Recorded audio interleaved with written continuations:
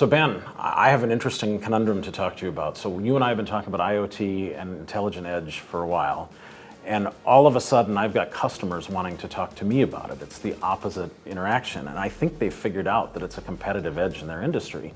If I'm a client, how do I get started with some sort of IoT or intelligent edge opportunity? I know the group you're in has a practice and a paradigm to help customers along that journey.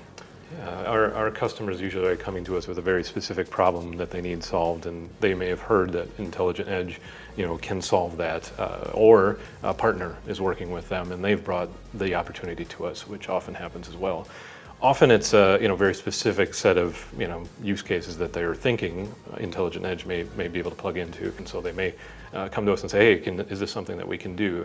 And the first thing that we may have to explore is whether that is technically viable. We can't just necessarily turn a switch and make it work, because we may have to build like a computer vision model in a case like that. So that's usually the first step that we have to uncover in order to kind of take that journey. So I would argue that we can, with enough work and effort, we can make anything work.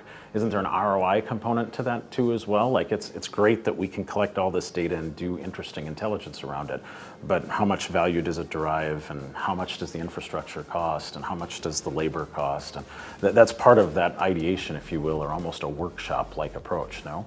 Very true. You want to understand, what the outcomes they're looking for are. Usually, we can bring a team, a strategy and design team in that can actually do some analysis on that, understand their business, understand the opportunities there, and look at that ROI and see, is this technology really going to solve the problem?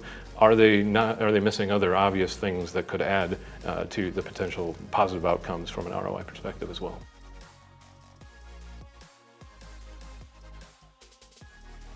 Frequently, we see clients embark on a small little POC where they're doing a few sites, they're proving the use case, they're proving the ROI. In your terminology, it's a minimum viable product in a lot of cases. Where we see a lot of IoT and intelligent edge fail, though, is when we try to start scaling that.